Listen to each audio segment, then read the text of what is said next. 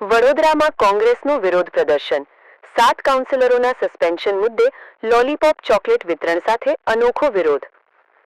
વડોદરા શહેરમાં કોંગ્રેસના 7 કાઉન્સિલરોને સસ્પેન્ડ કરવાના મુદ્દે આજે કોંગ્રેસ દ્વારા તીવ્ર વિરોધ પ્રદર્શન કરવામાં આવ્યું હતું। કોર્પોરેશનની બહાર 4 રસ્તા પર ધરણા પ્રદર્શન યોજાયું, જ્યાં પ્રતિકાત્મક રીતે લોલીપોપ ચોકલેટ વિતરણ કરવામાં આવ્યું હતું।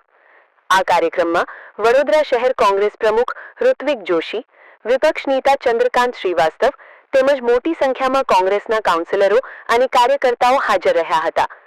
પ્રદર્શન દરમિયાન કોંગ્રેસના નેતાઓએ આક્ષેપ કર્યો હતો કે કોર્પોરેશનની સભામાં કોંગ્રેસના કાઉન્સિલરોને બોલવાની તક આપવામાં આવતી નથી અને ભાજપનો સત્તાધારી પક્ષ માત્ર લોલીપોપ આપે છે, પરંતુ વાસ્તવિક કામગીરી કરતો નથી।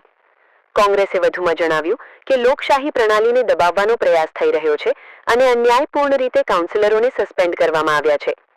આંદોલન દરમિયાન સૂત્રોચ્ચાર સાથે નાગરિકોને લોલીપોપ ચોકલેટ વિતરણ કરવામાં આવી હતી। વધુમાં કોંગ્રેસ નેતાઓએ જણાવ્યું હતું કે આગામી દિવસોમાં મેયરના વોર્ડથી શરૂઆત કરીને શહેરના દરેક વોર્ડમાં જઈ ભ્રષ્ટાચાર વિરુદ્ધ ઉજાગર કાર્યક્રમો યોજવામાં આવશે।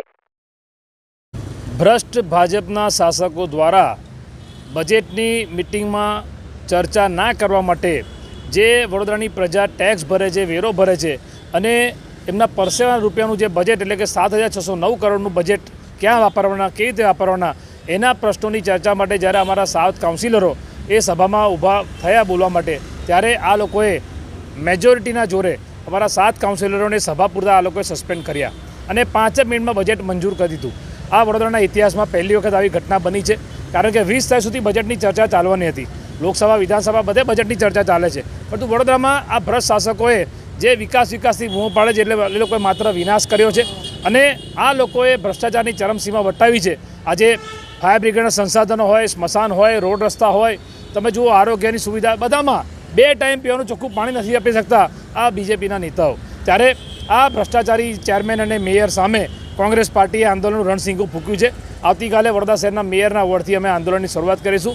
જનમંચ કાર્યક્રમ થકી અમે લોકોમાં જાગૃતતા ફેલાઈશું, પ્રજામાં જાગૃતતા ફેલાઈશું કે તમે કોંગ્રેસની અંદર સભામાં ના બોલવા દીધી, પરંતુ અમે એ બધા પ્રશ્નો લઈને પ્રજાની વચ્ચે જવાના છે અને આ લોકો જે અભિમાનને સત્તાનો નશો ચડ્યો છે એનો સત્તાનો નશો અને અભિમાન આવનાર દિવસમાં આ વડોદરાની પ્રજા ઉતારશે। આજે કયા પ્રકારનો વિરોધ કર્યો? આજે જે બજેટના નામે લોલીપોપ આપે છે, લોલીપોપ એટલા માટે કહેવું પડે છે કારણ કે 30 વર્ષથી ભાજપ સત્તામાં છે। તમે આ વર્ષનો બજેટની જો ગણતરી કરો તો 7,609 કરોડ, આવા તમે વર્ષોના બજેટ ગણો તો એની એમાઉન્ટ 50,000 કરોડથી પણ વધારે થઈ જાય, પરંતુ એવા રૂપિયાનો દુરુપયોગ થાય છે। જે પ્રજા માટે રૂપિયા વપરાવા જોઈએ વપરાતા નથી અને જે બજેટના નામે લોલીપોપ આપે છે, ત્યારે અમે આજે પ્રજાની વચ્ચે એક જાગૃતતા લાવવા માટેનો લોલીપોપ લઈ નીકળ્યા હતા અને ભાઈ બીજેપીને ઓળખો અને પ્રજામાં જાગૃતતા લાવવા માટે અમે આ કાર્યક્રમ કર્યો હતો।